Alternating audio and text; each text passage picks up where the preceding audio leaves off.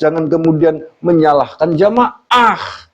Ini adalah kiai-kiai yang otaknya sudah dicuci oleh para kabib, sehingga dia bisa saja membuat alasan-alasan yang menyelamatkan dirinya, tapi justru memojokkan orang lain.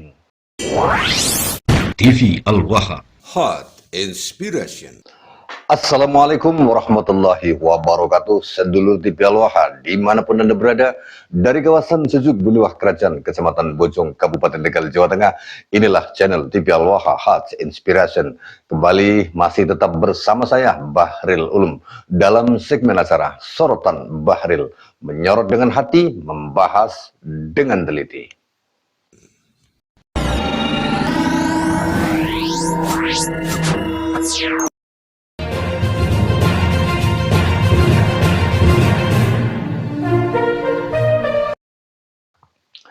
Sedulur TV Al-Waha, ada sebuah video yang menarik bagi saya untuk kita kupas.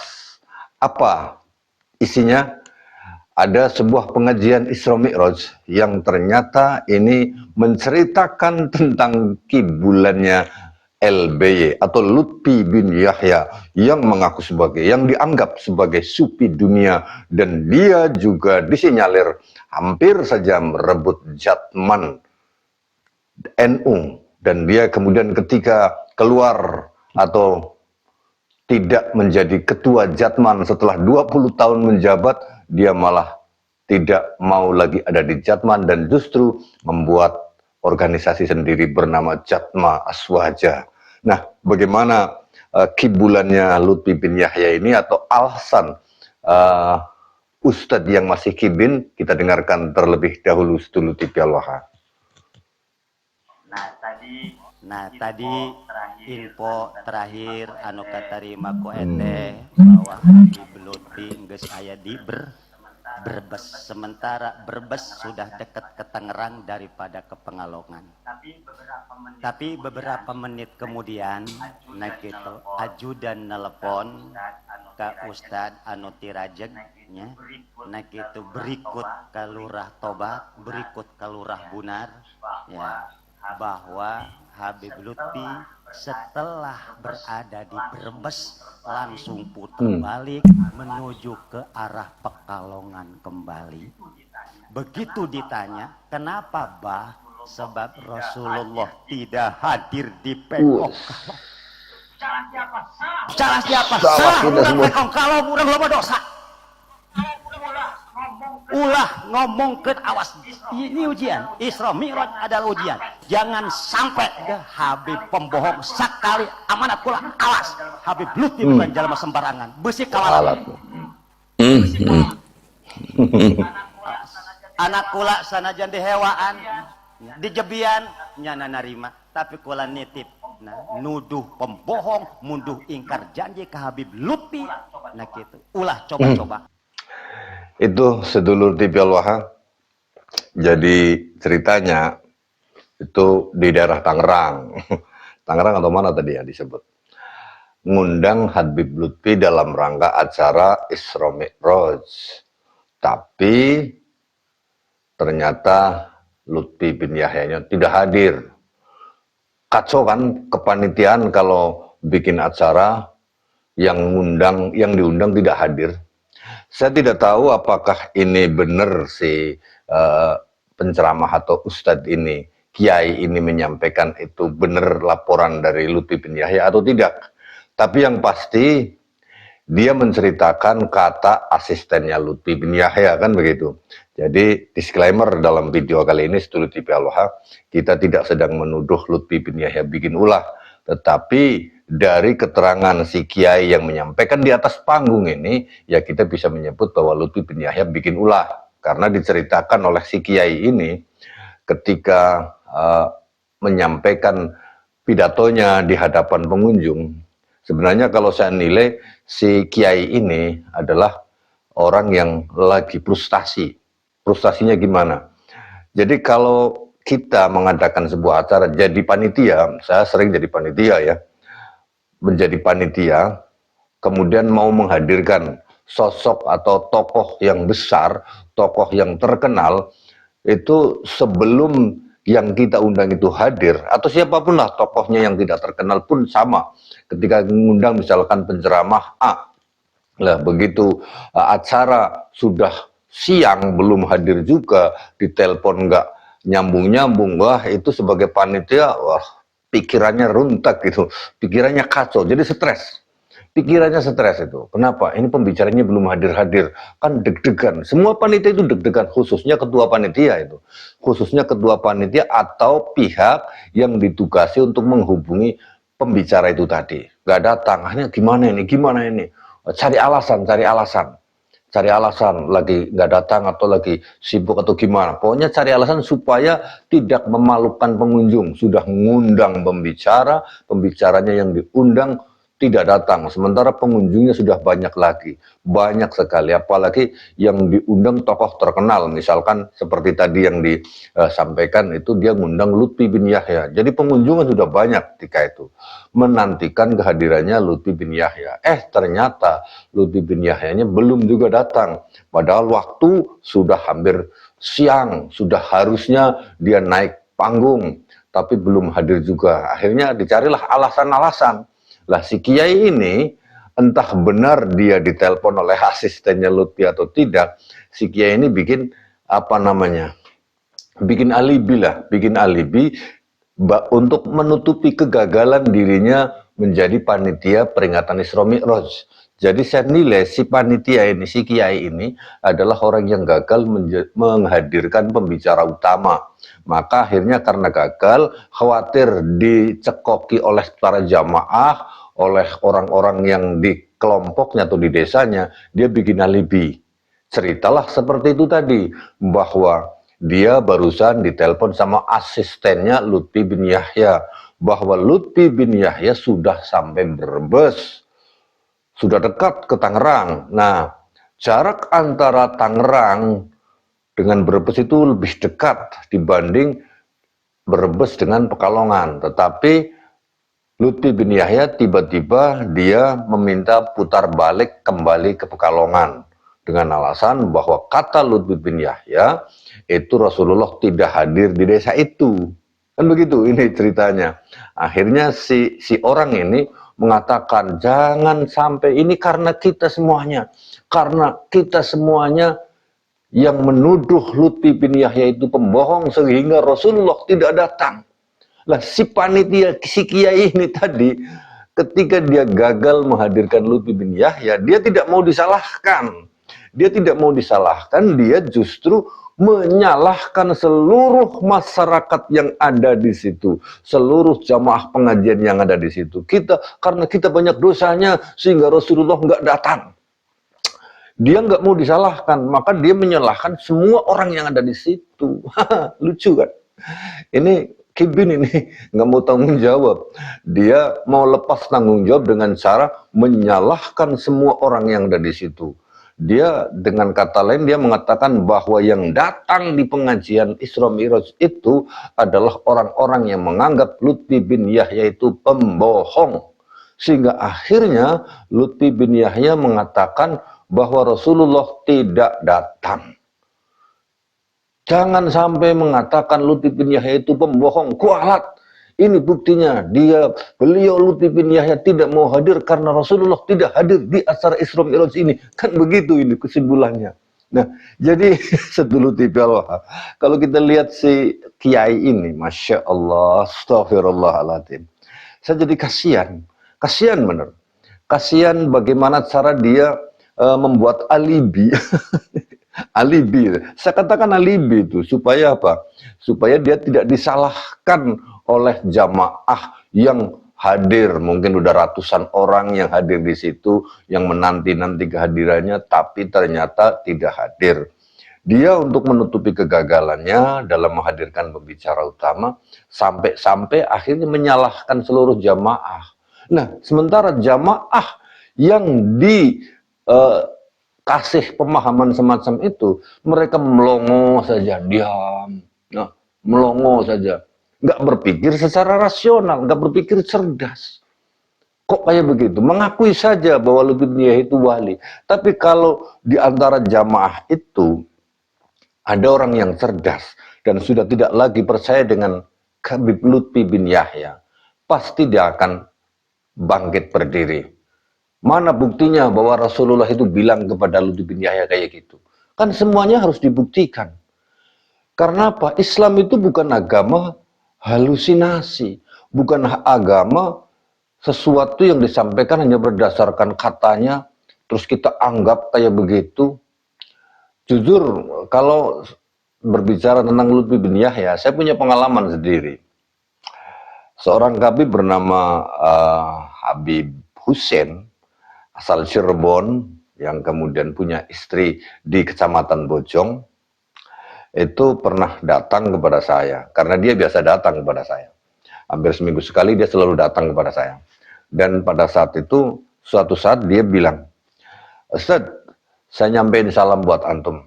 Dari siapa, Bib? Saya tanya gitu kan. Nyampein salam dari Habib Lutfi.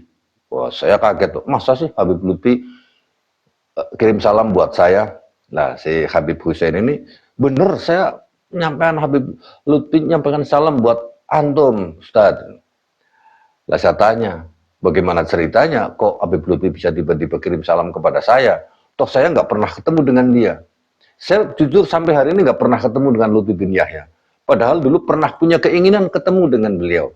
Dengan dia Lutfi bin Yahya, tapi nggak sampai ketemu, sampai sekarang. Nah, kan saya tanya, saya kan nggak pernah ketemu dengan Habib Lutfi. Bagaimana mungkin beliau bisa mengirim salam kepada saya, Bib? Saya tanya gitu. Lah, Habib Hussein ini kemudian cerita. Jadi ceritanya saya itu sowan ke Pekalongan, ke Kansus Solawat, ke Habib Lutfi. Nah, ketika saya sowan, beliau tanya, antum dari mana? Saya jawab, saya asli Cirebon, tapi sekarang ada di Tegal. Tegalnya mana? Tegalnya Bojong. Oh, Kecamatan Bojong.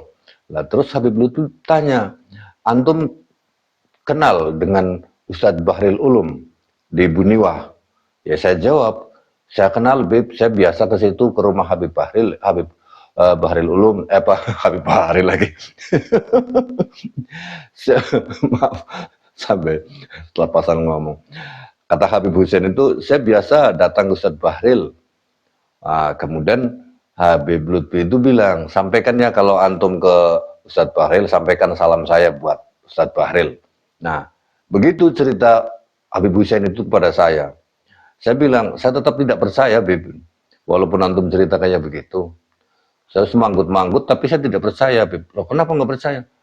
Enggak, waktu itu kan saya bilang, saya itu siapa, Habib Lutfi itu siapa, Bib? Beliau Habib Lutfi itu kan orang terkenal. Ya, katakanlah wali. Lah, saya siapa?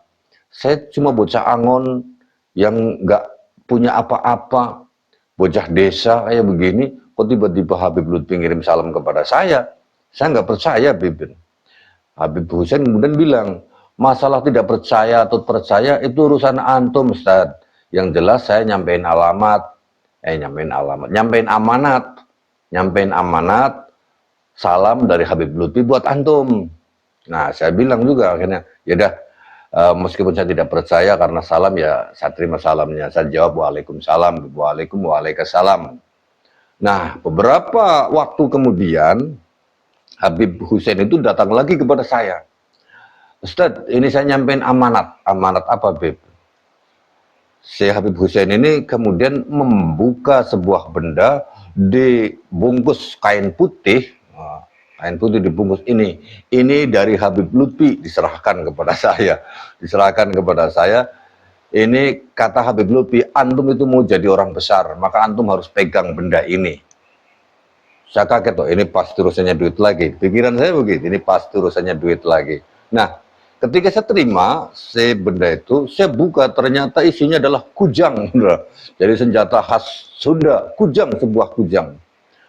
Waduh, ini kujang. Antum harus pegang benda itu. Itu kujang dari Habib Lutfi supaya dipegang antum. Itu amanat dari Habib Lutfi seperti itu. Peganglah. Nah terus gimana? Ada maharnya nggak? Saya tanya gitu. Nggak ada maharnya sama sekali. Itu benda silahkan Ustadz pegang sebagai pegangan karena antum mau jadi orang besar. Kata Habib Hussein gitu kan. Nah itu nggak ada mahar sama sekali. Cuman, nah ini ada cumannya. Cuman Habib Lutfi minta dibantu karena mau haul, kayak gitu, kata Habib Hussein. Oh begitu. Berapa minta bantuannya? Ya 1 juta aja. Minta bantuan 1 juta, gitu. Waduh, ini saya jadi kalau duit bingung lagi kan. Akhirnya si kujang itu saya pegang, saya masuk ke dalam, tak pegang-pegang, ini beneran nggak, tak perasakan ada energinya enggak. Ini aduh, ini kujang nggak ada energinya sama sekali. Saya teliti secara metafisik, ya kujang biasa itu ya, beli di tukang buat itu, nggak, bukan benda istimewa, bukan kujang istimewa yang memiliki pamor seperti keris yang memiliki energi metafisik kuat. Si kujang itu kujang buatan baru. Akhirnya saya bawa keluar lagi, saya kasih setengahnya, saya masukkan ke amplop duitnya. Beb, saya bilang sama Habib Hussein, Beb, ini sampaikan kepada Habib Lutfi bahwa saya tidak bisa, tidak mampu merawat benda ini. Tolong sampaikan lagi kepada beliau.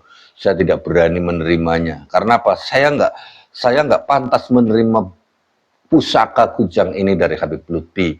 Karena siapa Habib Lutfi, orang istimewa, lah saya bukan siapa-siapa, kok dikasih kayak gitu. Jadi mau sampaikan maaf saya kepada Habib Lutfi, benda ini saya tidak mampu untuk merawatnya.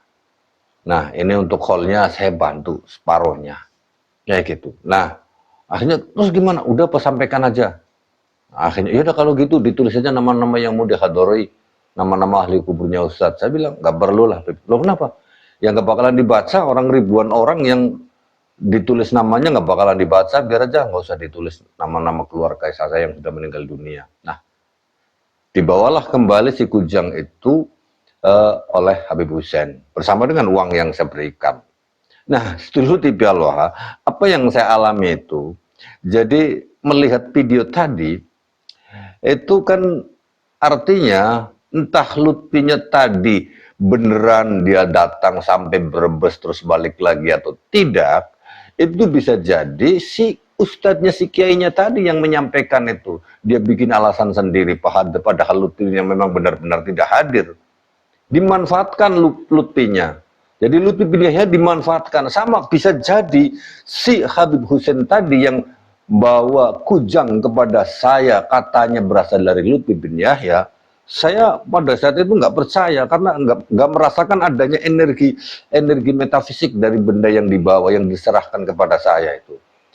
Bisa jadi, dan saya percaya, saya yakin bahwa Lutfi bin Yahya tidak menyuruh Habib Hussein itu untuk mengantarkan benda pusaka kujang itu kepada saya. Dan yang pertama, saya yakin juga bahwa Lutfi bin Yahya enggak kirim salam kepada saya, tapi digunakan namanya oleh Habib Hussein itu sebagai modus operandi untuk mendapatkan ini dari saya, kayak gitu aja sebenarnya. Begitu pula ini si kiai ini tadi yang bilang bahwa Lutfi bin Yahya sudah sampai Brebes tapi balik lagi karena Rasulullah tidak hadir di pengajian itu. Nah, dengan demikian bahwa si kiai ini sudah mendapatkan ilmu-ilmu dari Habib bagaimana cara mengelak dari sebuah kesalahan. Bikinlah sebuah kisah-kisah halusinasi. Padahal Lutfinya memang benar-benar tidak datang. Saya percaya dan saya yakin itu Lutfinya di acara Islam yang diadakan itu nggak berani datang. Dia mengiyakan mau datang, tapi pas hari hanya dia tidak datang. Akhirnya karena kepepetnya si ustadz atau kiai panitia ini, dia bikin cerita bohong seperti itu. Bahwa Lutfi bin Yahya sudah sampai Brebes, tapi balik lagi dengan alasan katanya Rasulullah nggak hadir. Jadi ini adalah sebuah sistem pembodohan umat. Jadi sedulur TV Al-Waha, kalau panjenengan jadi panitia, ngundang orang yang terkenal atau ngundang pembicara dan pembicara utamanya tidak hadir, jangan bikin cerita seperti itu. Cari saja pembicara pengganti, meskipun itu dadakan, kan begitu saja. Carikan badal aja, siapa saja yang bisa naik menggantikan pembicara utama. Jangan kemudian menyalahkan jamaah. Ini adalah kiai-kiai yang otaknya sudah dicuci oleh para kibin, oleh para kabib.